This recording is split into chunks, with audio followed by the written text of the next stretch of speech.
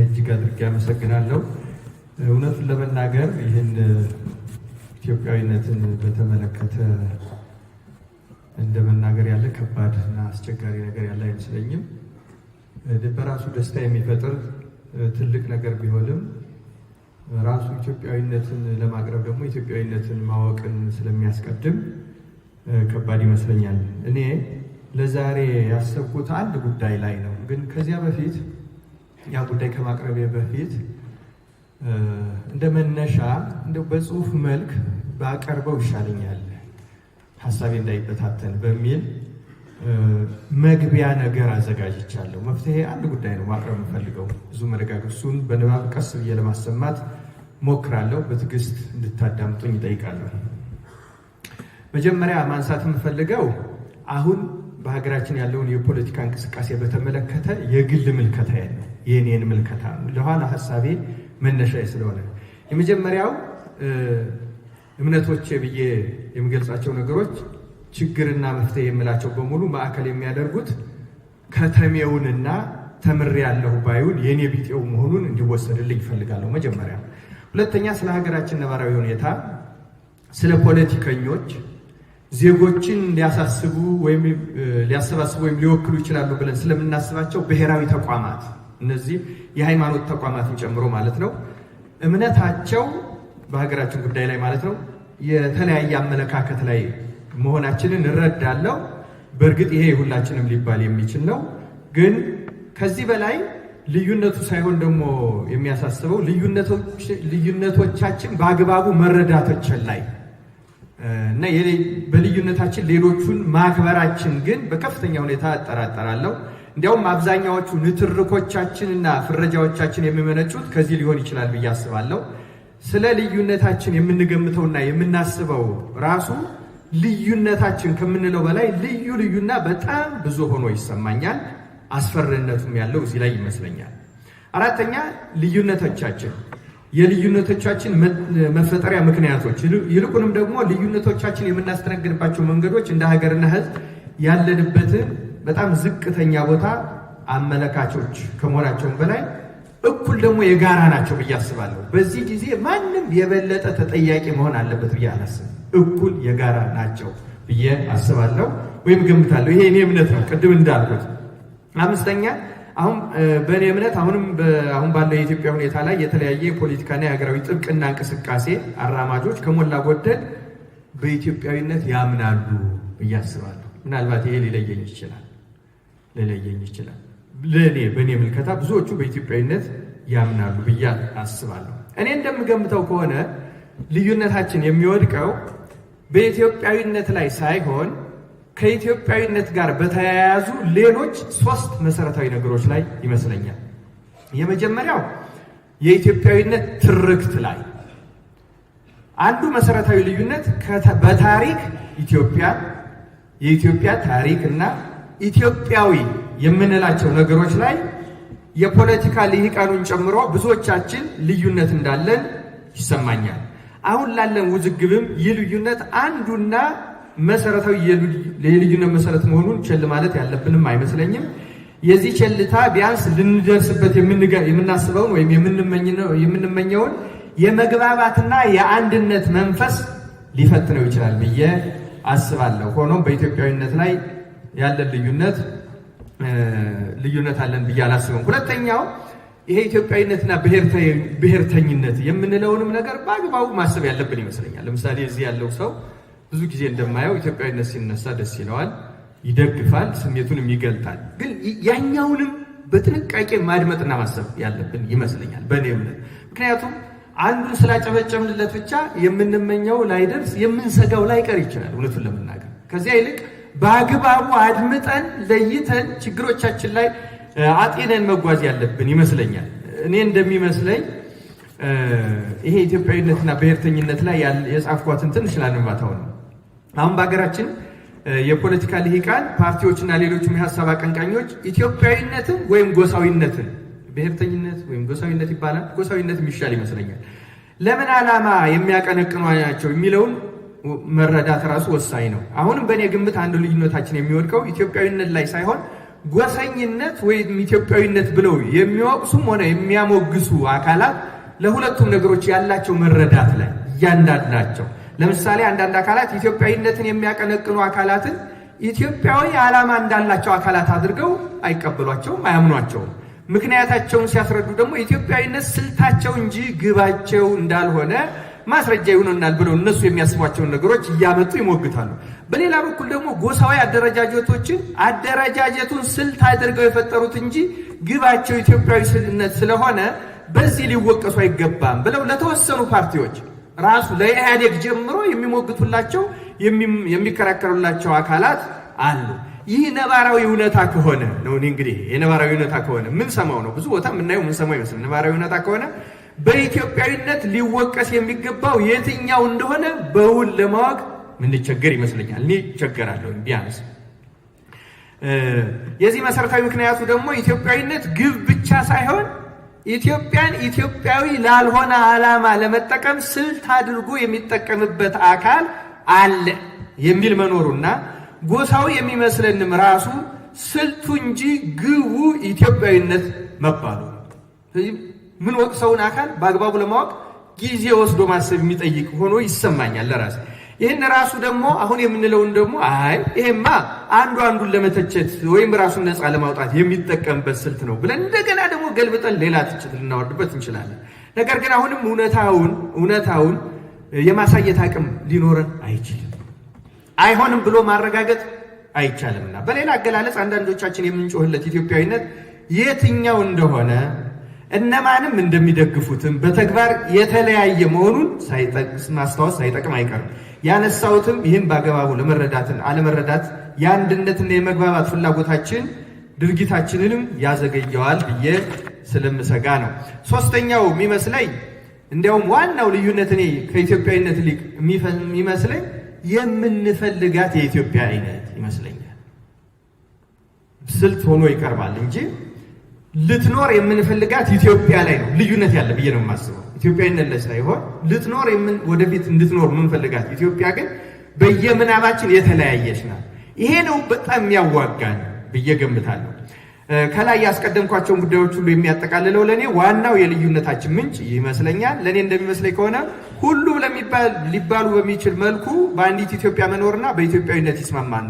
ዋናው ልዩነታቸው ድብቅም ሆነ ግልጽ ንትርካቸው የሚወድቀው ወደ የምናባቸው ኢትዮጵያ ለመድረስ በሚሄዱበት ፖለቲካዊም ሆነ ኢኮኖሚያዊ ስልት ላይ ነው።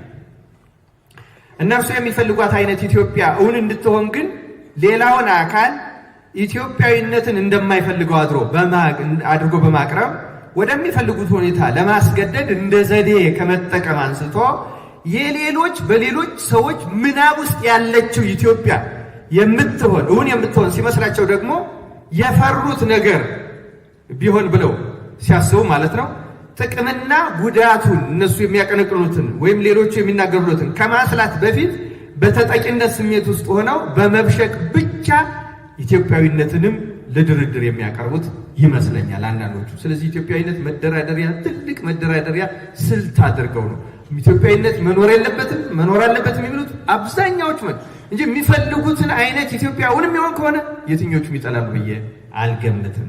ስለዚህ እነዚህ የልዩነት ምክንያት የሆኑ ነገሮች በአግባቡ ካልተያዙ ደግሞ በመጓታት ሁሉም ያልገመታት ኢትዮጵያ ወይም ኢትዮጵያ የማይሰኙ ሌሎች ንዑሳንና ደካማ ሀገሮችን ሊፈጥር ይችላል የሚለው ስጋት በብዙዎች ዘንድ እንዳለ እኔንም ይሰማኛል።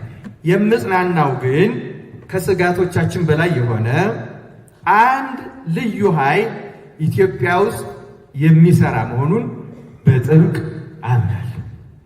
ይህ ኃይል ሁሌም የሚነገረው የእግዚአብሔር ኃይል ነው። በእርግጥ ይሄ እግዚአብሔር ጣልቃ ይገባል የሚለውን ሐሳብ ደግሞ የማይቀበሉ ሰዎች ከምሁራን እስከ ፖለቲካ ሊውቃን ወይም ሌሎቹ ሲተቹት እሰማለሁ። ይህንንም አከብራለሁ። ግን ሐሳቡን አሁንም ማፍታታት እፈልጋለሁ። ይህን የማይቀበሉ አካላት አንዳንዶች ስለ እግዚአብሔር ጣልቃ ገብነት የራሳቸው ምናባዊ አላቸው። እግዚአብሔር ጣልቃ ገባ የሚባለው ምን ሲሆን ነው ብለው የራሳቸው ምናብ አላቸው። ምናባዊ ይኖራቸውና ከምናባቸው ጋር አሁን ጣልቃ ገብቷል ብለን የምንናገርለት ነገር አልገጥም ሲላቸው ለመቀበል የሚቸገሩ አካላት አሉ። ይሄ አይ የለም እንዴ ሊሆን ይችላል የሚሉ ማለት ነው። ምናልባት እንደዚህ የመጀመሪያዎቹ ሰዎች በዚህ በኩል የሚያስቡት ማለት ነው እግዚአብሔር እንደ መብረቅ ድብልቅልቅ አድርጎ የሆነ ተአምር አሳይቶ እነሱ መሞት አለበት የሚሉትን ገሎ መሾም አለበት የሚሉትን ሾሞ ካላዩ እግዚአብሔር ጣልቃ ይገባ የማይመስላቸው በጣም ብዙ ሰዎች አሉ። ይሄ በጣም አንዱና በጣም ህፃናዊው ሐሳብ ይመስለኛል። ግን በመጽሐፍ ቅዱስ የእግዚአብሔር ጣልቃ ገብነት ከሚያሳዩት ታሪኮች እኔ በወስድ ማለት ነው ከእምነቴ በጣም ብዙ አስገራሚ ታሪኮች አሉ። ለምሳሌ እግዚአብሔር ብዙ ሰዎች አንዳንድ ሰዎች ሲናገሩት ከምሰማው ጣልቃ የሚገባ የሚመስላቸው የሚፈልጉት ምናባዊ ደግ ሰው ሲያመጣ ይመስላቸዋል። ግን ብዙ ጊዜ እግዚአብሔር ደግ ሰው ከማምጣት በፊት በክፉ ሰው ላይ ራሱ ክፉ ሰው ያመጣል። እንደገና እግዚአብሔር ይገርማቸዋል። ይሄ በመጽሐፍ ቅዱስ አለ። አኪጦፌልም በኩሲ ነው ያሸነፈው። ይሄ እኮ መጽሐፍ ቅዱሳዊ ታሪክ አይደለም እንዴ? በጣም ብዙ አይነት አካሄዶች አሉ እና ይሄ ባለመሆኑ እግዚአብሔር ጣልቃ አልገባም አይሰኝም ነው። ሁለተኛዎቹን አይነት ላንሳ። ሌሎቹ ሰዎች ደግሞ ለእግዚአብሔር ጠባቂነት መናገር እግዚአብሔር ጠብቃል ጣልቃ ይገባል ማለት ዜጎች ድርሻቸውን እንዳይወጡ የሚያዘናጋ ነው ብለው የሚሰጉ ሰዎች ደግሞ አሉ። ይሄ በጣም አደገኛ። በተለይ ደግሞ ፖለቲካ ሰዎች ሲናገሩት ይልቁንም ከፍተኛ ኃላፊነት ያለባቸው ሰዎች ይህን የሚደግፉ ከሆነ ስራቸውን እግዚአብሔር አለ ብለው በመተው ሀገርን ለአደጋ ሊያጋልጡ ይችላሉ የሚል ስጋት ያይልባቸዋል።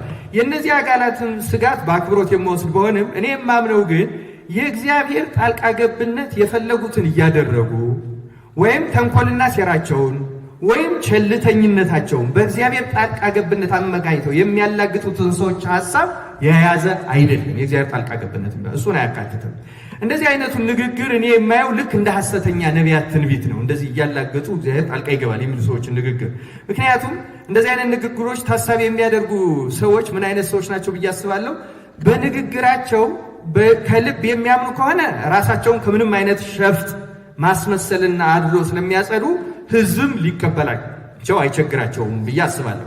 ንግግራቸው ከስራቸው ሳይገጥም የሚናገሩት ከሆነ ግን ለእኔ የሚመስለኝ የንግግሩ ዓላማ የራስን ስራ የተንኮልም የሽፍጥንም አካቶ ጨምሮ ማለት ነው ክፉ ስራዎችን ጨምሮ ህዝብ የእግዚአብሔር አድርጎ እንዲቀበልላቸው በማሰብ የተቀባይነት ማግባቢያ ሽንገላ አድርጌ ወስደዋለሁ። እሱ ተቀባይነት የለውም፣ ፈራሽ ነው።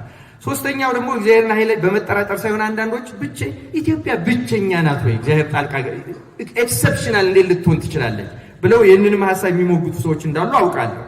እና ይህም በማሰባቸውም ደግሞ እውነታቸውን ነው፣ ተፈጥሯዊ ነው፣ እውነትነትም አለው፣ የሚያስለቅፍም ነገር አይደለም። የኔም አይነትና የኔ አይነት ሰዎች ደግሞ ይህን የምንቀበለው ይህንን ሐሳብ ኢትዮጵያ ኤክሰፕሽናል ናት ልዩ ናት በሚል አይደለም። የኔና የኔ ቢጤዎች እምነት የሚመነጨው ይህን ካለመረዳት ወይም ኢትዮጵያ ብቻ ልዩ ኤክሰፕሽን ነች ከሚለው ላይ አይደለም። ከዚያ ይልቅ በኢትዮጵያም ሆነ በሌሎች ሀገሮች እግዚአብሔር ጣልቃ እንዲገባ የሚያስገድድ ልዩ ነገር መኖሩን መቀበል ላይ ነው የኛ መሰረቱ ነው። እግዚአብሔር ጣልቃ ይገባል ስንል እንዲገባ የሚያደርግ ሁኔታ አለ የለም የሚለው ነው እኛ የምንመረምረው ወይም የምንፈትሸውና እምነታችን የሚመሰረተው እዚህ ላይ። ይህ እንግዲህ እግዚአብሔርን ጣልቃ እንዲገባ የሚያደርገው ሁኔታ በሀገራችን እንዳለ ደግሞ እኔ አውቃለሁ። መሪዎቻችን የፖለቲካ ተዋናዮቻችን ስለመጨመሩ ባላውቅም እግዚአብሔርን በኢትዮጵያ ጉዳይ ላይ ጣልቃ እንዲገባ የሚያስገድደው ነገር እንዳለ ግን እኔ በግሌ እርግጠኛ ነኝ። እርግጠኝነት የሚመነጨውም አንዳንዶቻችሁ ከምትጠረጥሩት ወይም እንዳይሆን ብላችሁ ከምትሰጉት ሐሰተኛ ራእይ ወይም በመገለጽ ሰበብ ከሚነገር ከሚመስለኝ ቅዠት እንዳልሆነ ማረጋገጥ ፈልጋለሁ። በእውነቱ ከዚያ ጋር ግን የዚህን እውቀት የምንጭ ግን መናገር ደግሞ አልፈልግም። በእርግጠኝነት ግን አውቃለሁ።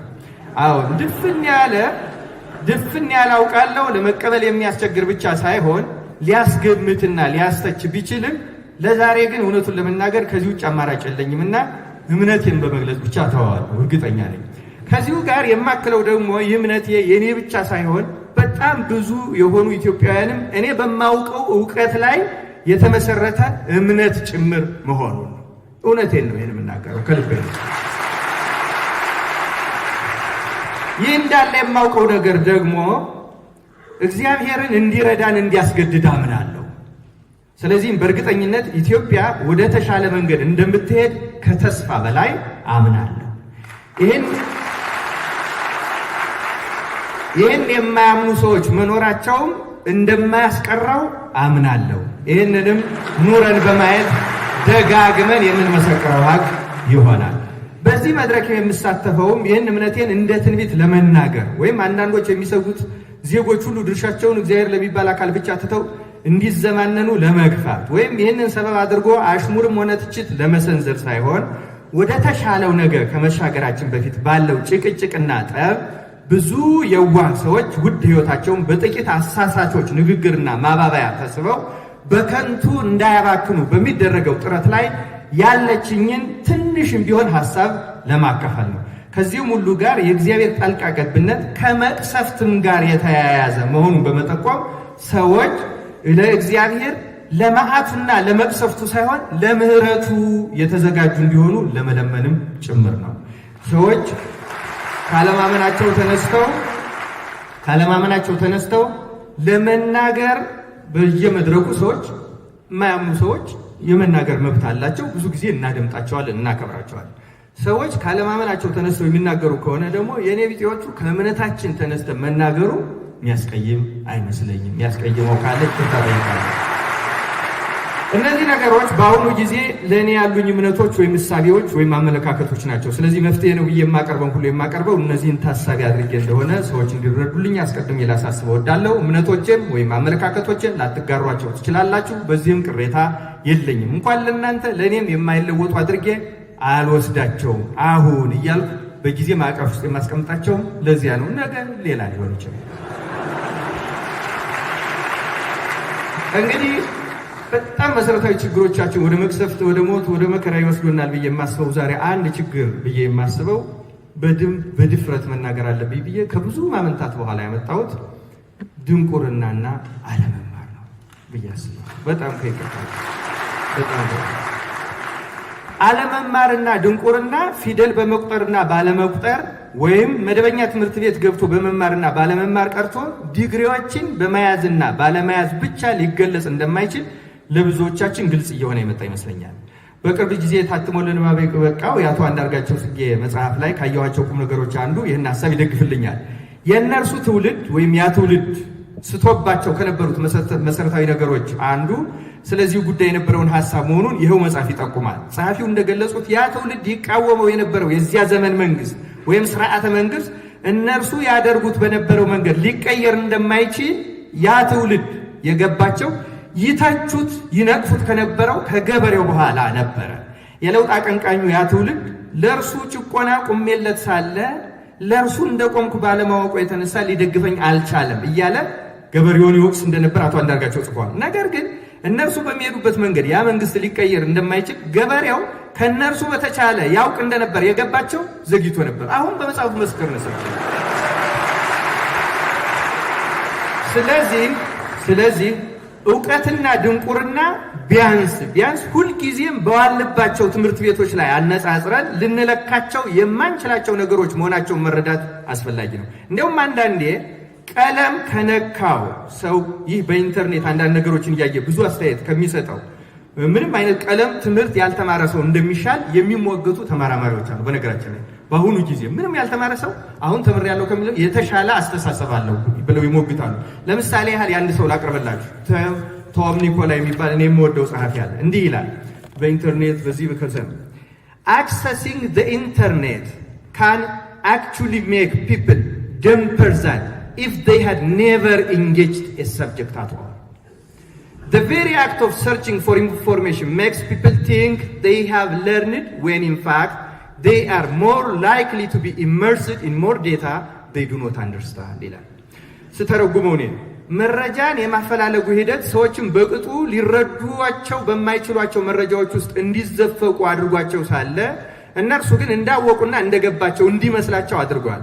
ስለዚህም ኢንተርኔትን መጠቀም መቻል ሰዎችን ምንም አይነት ትምህርት ሳይማሩ ቢኖሩ ሊኖራቸው ከሚችለው መረዳት ባነሰ ደንቆሮዎች እያደረጋቸው ነው ይላል።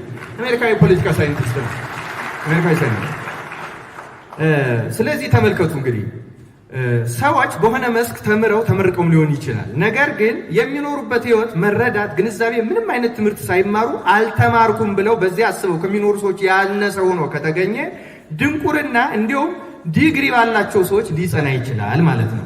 ይህ ማለት ግን ከድንቁርና ካላላቀቀ ትምህርት ምን ያደርጋል ለማሰኘት የቀረበ አይደለም። ነገሩ እንደዛ አይደለም፣ ሊሆንም አይችልም። እውነቱን ለመናገር ዋናው ጉዳይ በተምር ያለውና አውቃለው ሰበብ በቁጡ ባልተማርንና ሳናውቅ እንደምናውቅ ቆመን በመናቀነቅን ሰዎች ሀገርም ህዝብም ምን ያህል እየተጎዳ መሆኑን ለመጠቆም ያህል ብቻ ነው። በእውነቱ በአዲስ አበባ ዩኒቨርሲቲ የሁለተኛ ዲግሪ ተማሪ በነበርንበት ወቅት ይኸው ጉዳይ ድንገት የውይይት ነጥብ ሆኖ ተነሳ እና አንድ ተማሪ ጥያቄን ጠየቀ። አስተማሪያችን ፕሮፌሰር ባየ ይማም ነበሩ። እሳቸውን ሳላስፈቅድ በማቅረብ ይቅርታ ጠይቃለሁ። ሐሳቡን እንደወረደ አይደለም የምቀርበው፣ ግን ሐሳቡ ከዚህ ከቶም ኒኮላ ሐሳብ ጋር ስለሚገጥም አሁንም በንባብ ላሰማቸው።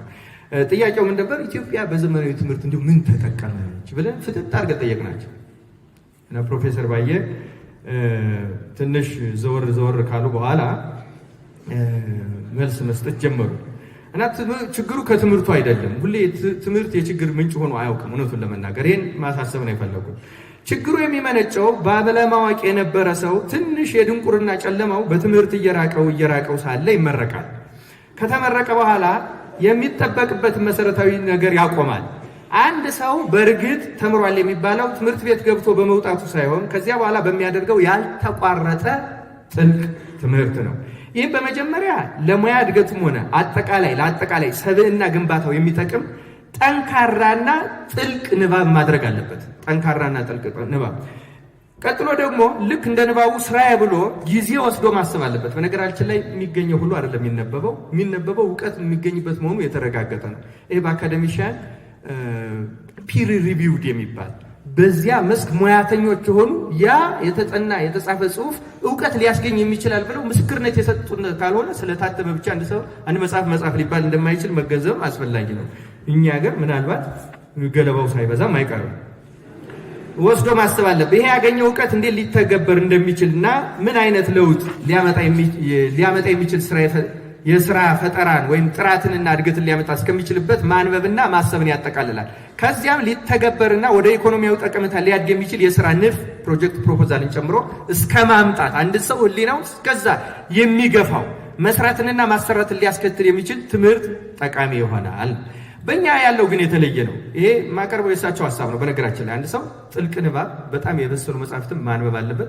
ከዚያ ልክ እንደ ንባብ ቁጭ ብሎ ማሰብ አለበት። ካሰበ በኋላ ሊተገበር የሚችል አድርጎ ካላመጣ ሰው ተምሯል አይባልም። ምንም የሚያነበንብ ብቻ የተማረ አይባልም። በነገራችን ላይ ወደዛ መሄድ አለበት። ይሄን ካሉ በኋላ እኛ ያለውን ችግር ሲያስቀምጡ እንደናሉ መጀመሪያ ለሙያውና ለአጠቃላይ ሰብዕና ግንባታው በሚጠቅም መንገድ እውቀት ያላቸው መሆኑ የተረጋገጠላቸው መጽሐፍትን ስራዬ ብሎ በጥልቅ ማንበብ የሚጠበቅበት መሆኑን ይረሳል። የኛ ምሩቅ ማለት ነው። ብዙ ሁሉንም አይደለም። ከዚያ ትንሽ ገለል ማለት ጀምሮ የነበረው ድንቁርና ይመለስበታል። ከዚያም ዩኒቨርሲቲ ገብቶ በመውጣቱ ብቻ ሰውም ተምረሃል እያለው ራሱም እየተማረ እንደተማረ ራሱን እየቆጠረ በድፍረትና በለብ ንባብ ከቀራረማቸው እንደፈለገ እየተናገረ ይቀጥላል። ከዚያም ድንቁርና ሙሉ በሙሉ እየተጫነው ይሄድና የድንቁርና ብቃት ላይ ይደርሳል። ይሄ ፕሮፌሰር ባየቃል ሰው ፒኤችዲ ይዞ ማስተርስ ይዞ በድንቁርና ብቃት ላይ ሊኖር ይችላል። ይሄ እውነት ነው። ምንም ልንክደው አንችልም። ድንቁርናን በድፍረት መዋጋት መጀመር አለ። በጣም ብዙ ሰው እያሳሳተ ነው። የድንቁርና ምልክቶች ላይ ይሄ ቶም ኒኮላስ ያለውን ላንብብላችሁ። ይሄ አሜሪካዊ ሳይንቲስት the unwillingness to hear others not only makes us all more unpleasant with each other in general but also makes us less able to think, to argue persuasively and to accept correction when we are wrong. When we are incapable of sustaining a chain of reasoning past a few mouse clicks, we cannot tolerate even the smallest challenge to our beliefs or ideas. This is dangerous because it both undermines the role of knowledge and expertise in a modern society. ይላል በአማርኛ ተርጉሜዋለሁ። ሌሎችን ያለ መስማት ፍላጎታችን እኛን እንዲያው በደምሳሳው ደስታ ቢስ ብቻ ሳይሆን የሚያደርገን የማሰብ አስረድቶ የማግባባትና የማሳመን አቅማችንን ዝቅተኛ ያደርገዋል። ከዚህም ጋር በተሳሳትን ጊዜም የማስተካከያ ሐሳቦችን የማንቀበል አቅመ ቢሶች ያደርገናል። ትንሽ ታግሰን ሐሳቦቻችን ተከታታይነትና ተያያዥነት ባላቸው ምክንያታዊ ሐሳቦች ማስረዳት ሲያቅተን ሐሳባችንና እምነታችን የምትሞግት ትንሽ ሐሳብ የሌሎች ሐሳብ እንኳን ለመታገስ ያቅተናል። እንዲህ ያለው ነገር በእጅጉ አደገኛ ነው። ምክንያቱም በዘመናዊ ማህበረሰብ ውስጥ ዕውቀትና ሙያ የሚኖራቸው ሚና ቦታ ያሳጣልና።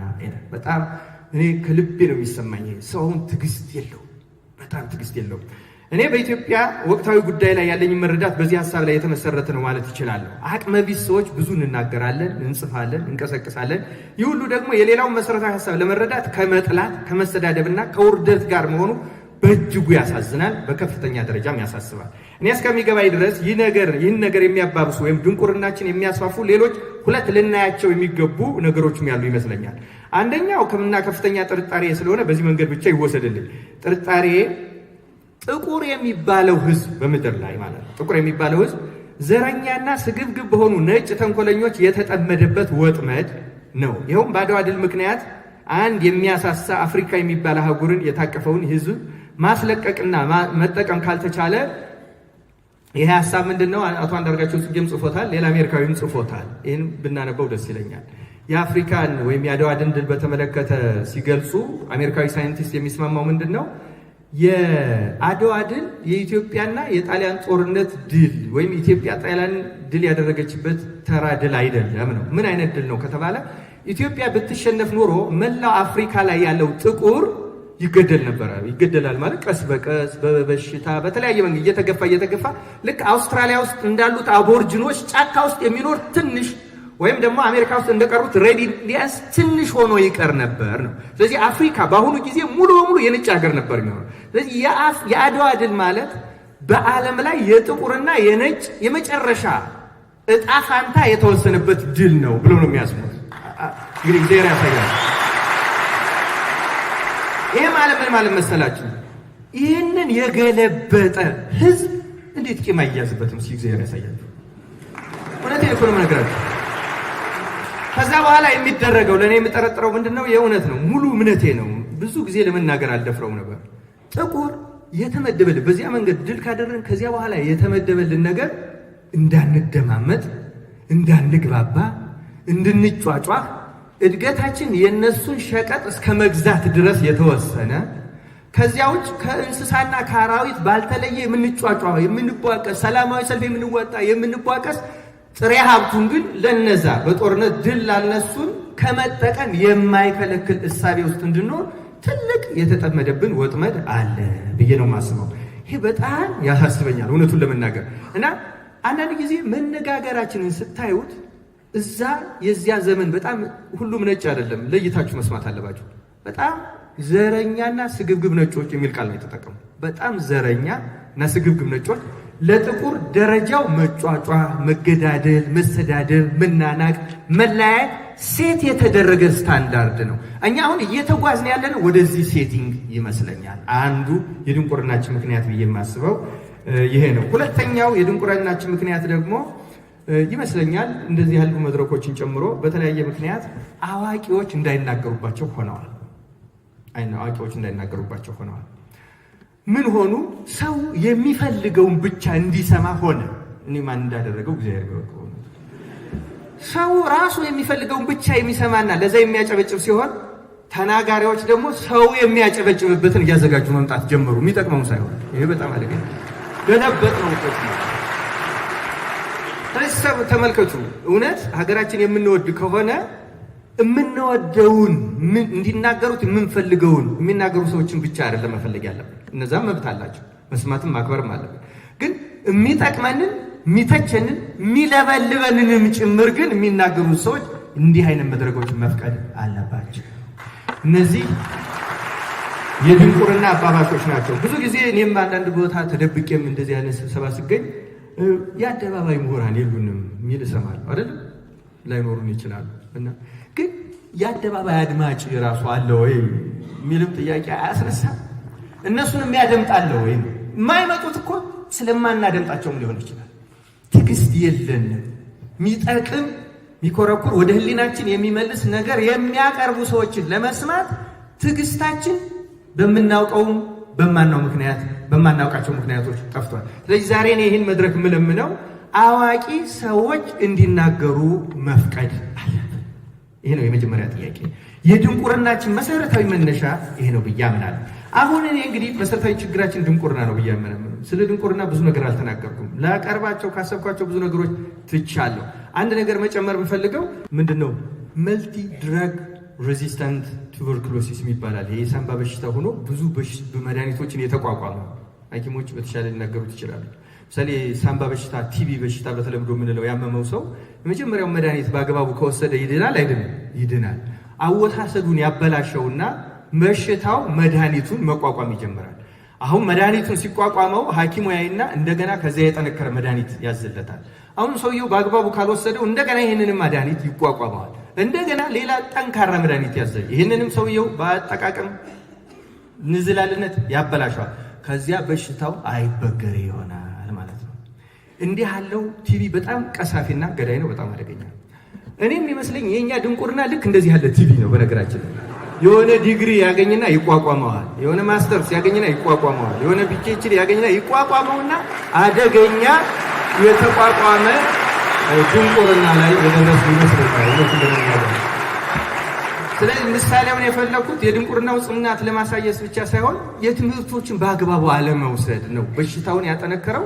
መድኃኒቶችን በአግባቡ አልወሰድናቸው እንዲጠቅሙ እንዲተገበሩ ሰውን እንዲለውጡ እኛን እንዲለውጡ አድርገን ስላልወሰድናቸው እስከ ፒኤችዲያቸውን ያለ ትምህርት የሚቋቋም አደገኛ የድንቁርና በሽታ በሀገራችን ሰፈነው። እግዚአብሔር ከዚህ ያውጣን። እንግዲህ አሁን ጠንቀቅ ብሎ መራመድ ነው። እንደዚህ ያለው ትንፋሹ በጣም ገዳይ ስለሆነ ያው በዚህ ምን የታወቀ ነገር ነው። ይሄ ማለት ምን ማለት ነው? ወደ ማህበራዊ ህይወት ስናመጣው የእንደነዚህ አይነት ሰዎች ንግግር ልክ እንደ መልቲ ድራግ ሬዚስታንስ ቲቪ መሸሽ ያለብን ነገር ነው። እውነቱን ለመናገር በጣም አደገኛ ነው። ምክንያቱም እውቀት የሚመስል ነገር አለው፣ የሆኑ መረጃዎች አሉት፣ የሆኑ ጽሁፎችን ይጠቅሳል። አለመማራችን ታሳቢ ያደርጋል። በጣም አደገኛ ድንቁርና ማለት ለኔ ይሄ ነው። መፍትሄው ምንድን ነው? መፍትሄው በድፍረት ድንቁርናችንን ማውገዝ አለብን። የመጀመሪያው በጣም ደፍረን ከዚህ መዘግየት የለብንም። አዋቂዎች ወደ መድረክ እንዲወጡ እድል መስጠት አለብን። ቅርብ ጊዜ አንድ አሜሪካን ሀገር ልክ እንደዚህ አይነት መድረክ ከሚዘጋጁት አንዱን እያየው ነበር። መድረኩ በጣም ነው የሚገርማችሁ እና ቀናለሁ። በሌሎቹ ሀገሮች የሚቀርቡ በጣም ትልልቅ ሊቃውንት ናቸው። በምሁርነታቸው ያስመሰከሩ እንደኔ ያለ ጥራዝ ነጠቅ ለማድመጥም በእውነት ታጥኖ ነው በእንዲህ ያለው ሀገር የሚገኘው። ለመሰላችሁ ሰውየው የሚያደርገው ንግግር እንግዲህ ቻይናና የአሜሪካን ትሬድ ዋር እያያችሁት ይመስለኛል፣ እየሰማችሁት አይደለም? ሰውየው የሚያደርገው ንግግር ምንድነው? የአሜሪካውያንን ንቃተ ህሊና መመለስ ነው። እና የሚያደርገው ንግግር ምንድነው የሚለው? አሜሪካውያን ስለ ቻይና ያለን ግምት በጣም ስህተት ነው። በተሳሳተ ግምት ነው የመጣ ነው። እና ታሳቢ የሚያደርገው ምንድነው? እሱ ወይም የንግግሩ ማዕከል ማጠንጠኛ ቻይና ዓለምን በሌላ መንገድ ሪሼፕ እያደረገችው ነው። እግረ መንገዱን ይገርማቸዋል። ይህን ሲሞግት እነሱ ዓለምን እንዴት ሪሼፕ እያደረጉትና እኛ ሁሉ በዛ ሶፍትዌር እንደምንሰራ አናውቅም። በነገራችን ላይ አብዛኞቻችን ምንንጫጫው ራሱ ለእኛ የአፍሪካ ሶፍትዌር የመንጫጫት ነው ይመስለኛል። እውነት መጫጫ ለመሰማት እና በጣም ነው ይሄ የሚሰማኝ። የእውነት ኢኮኖሚ ሰው እንዴት በአግባቡ አይደመጥም? ኢትዮጵያ ውስጥ ለምንድን ነው ማናደምጠው? ለምንድን ነው ማናደምጠው? የኔ ጥያቄ ይሄን። የትም ሀገር ሄደን የማይጠቅመን ባለስልጣን ሊሆን ይችላል፣ ለምን ግን አናደምጠው? እውነት ለመናገር የማይጠቅመን የፖለቲካ መሪ ሊሆን ይችላል፣ ለምን አናደምጠው? አድመጠን እኮ መተው እንችላለን። ቢያንስ ያለበትን የጉዳት መጠን እንረዳለታለን። ቢያንስ እውነቴን ቢያንስ ምክንያቱም ዝም ብሎ ሰው አይናገርም። ታሞ ሊሆን ይችላል እኮ ተጎድቶ ሊሆን ይችላል። እውነቴን ነው። እና ምን አለ አድምጠነው እንኳን ተሽሎት ቢሄድ